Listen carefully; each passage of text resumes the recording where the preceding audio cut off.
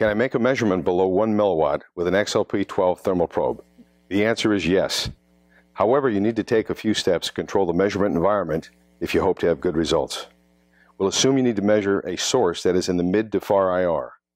This means you'll need to use our windowless XLP12 probe. Here's what we need to do. Mount the XLP12 to your optical table, making sure to use one of our metal posts as it is part of the heatsink for the thermal probe. Then we need to move the probe close to the source you're going to measure. This effectively cuts down the field of view to minimize background radiation. Clear the area around the probe of any sources of heat or material that might reflect the heat.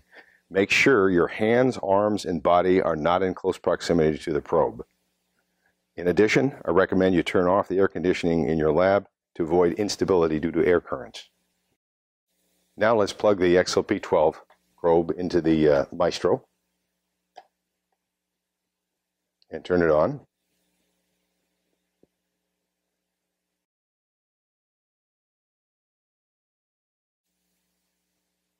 Next, we want to turn off anticipation or speed up.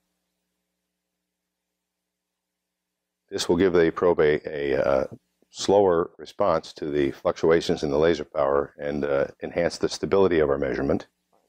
With the laser blocked, zero the thermal background,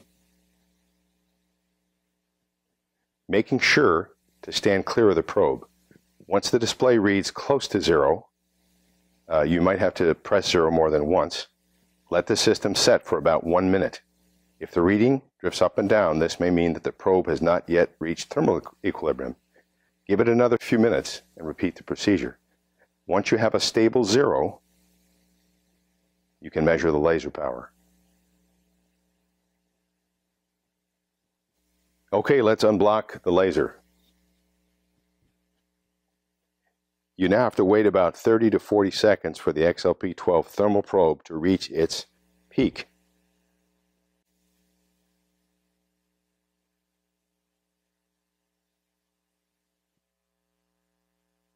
Once the power reading appears stable, move to the statistics screen and take a batch of data. I suggest about 10 seconds worth. We're reading an average value of 182 microwatts with a RMS stability of less than 0.3%.